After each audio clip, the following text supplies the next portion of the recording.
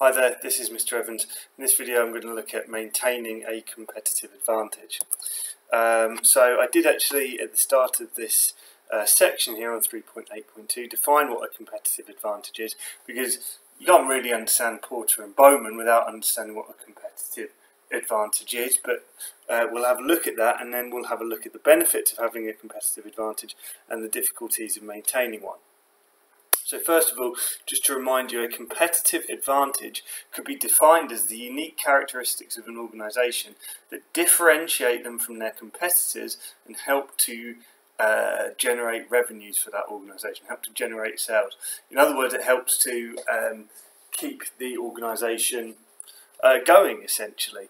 It's what provides them with a sense of differentiation over the other businesses in that market, and there's a reason basically that customers would shop there. So what are the benefits of having a competitive advantage? Well, we could summarise these very simply. It's either going to increase the volume of sales that you make, it might increase the sale price, in other words increase your, these two factors would increase your revenues, or it would enable the business to generate cost savings. Now obviously the first two bullet points are about revenues, the third bullet point is about costs, so we're getting at these are things that is going to improve a business's profitability. Essentially, having a competitive advantage should mean that the business becomes more profitable, and it's really as simple as that. So the sources of competitive advantage. Where does competitive advantage come from? How might a business create this USP, this differentiator, this ability for it to make additional revenues over its competitors or produce at a lower cost? Well, it might be the brand image that persuades people to pay more or come back to them and increase their sales. It might be the workforce that's particularly efficient and enables them to produce at a very low cost. It may be that the business is able to benefit from economies of scale. Product design might be a particular strength of the business that keeps consumers interested. The geographical location of a business can be a source of competitive advantage. The only advantage that the business might have is the fact that it's the only business that's close by, and that can be a source of competitive advantage. Customer service, if a business has a reputation for excellent customer service, that would be a source of competitive advantage. That the business has invested in new technology, enabling it to produce very efficiently or produce products that its rivals can't. The level of innovation in the business, in terms of either product or process, or maybe it's that the business has some sort of intellectual property, a trademark, a patent, a copyright that prevents other companies from using its ideas, its intellectual property. So, the difficulties maintaining a competitive advantage, we can look at those sources of competitive advantage and consider why they might be difficult to maintain.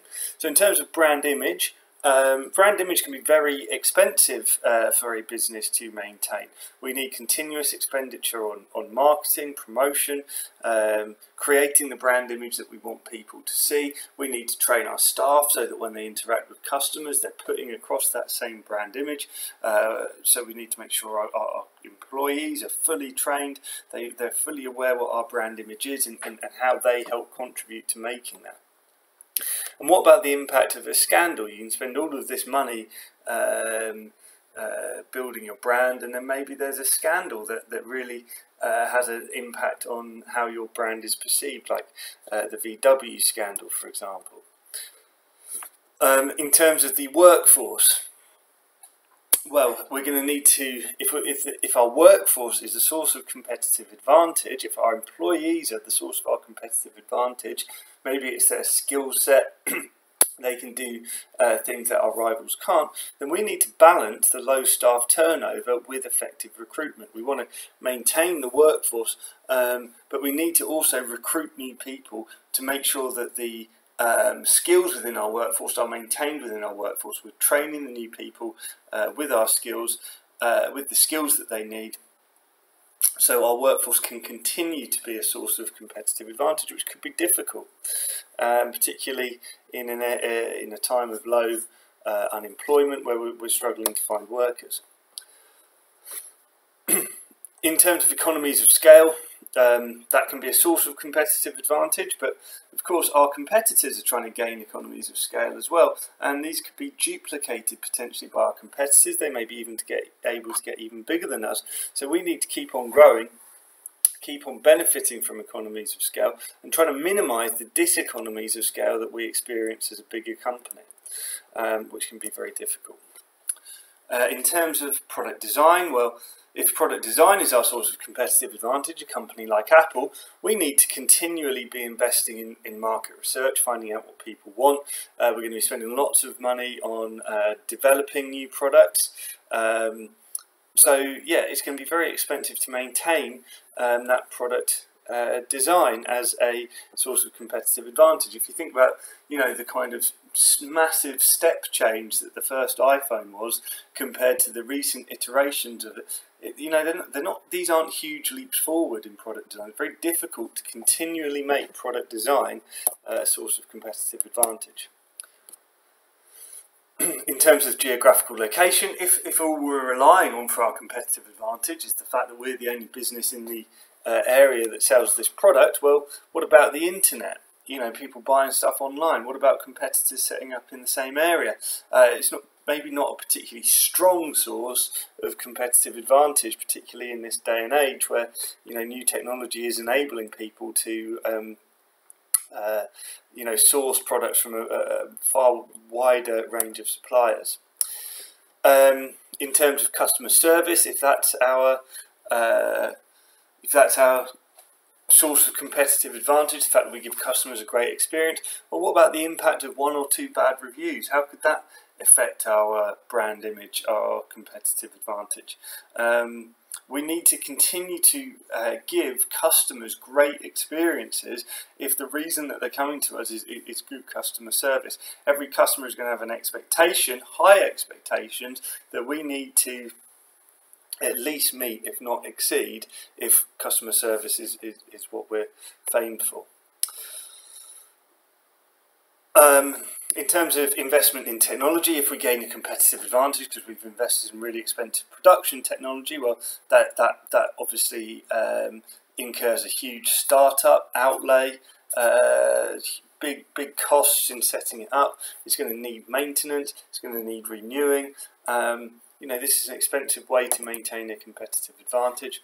Kind of talked about product innovation, but lots of investment in research and development, trying to keep up with what the customers are doing, monitoring our rivals as well.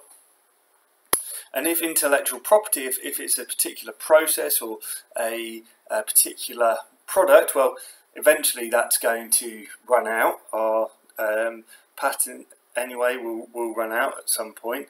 We're going to need to keep on innovating, bringing out new products, and also on top of that, it might be expensive to obtain things like patents. And then if someone does breach that, it's very difficult to actually prove that they're using exactly the same processes that we are, and that our intellectual property has been breached here, and they're copying us. So essentially, the difficulties of maintaining a competitive advantage come from it's going to be unique to each company. Well, what's its competitive advantage? What are its competitors doing? And why might it be easy or difficult for competitors to duplicate that unique selling point, that thing that makes us stand out, that thing that is generating revenue or cutting costs for us?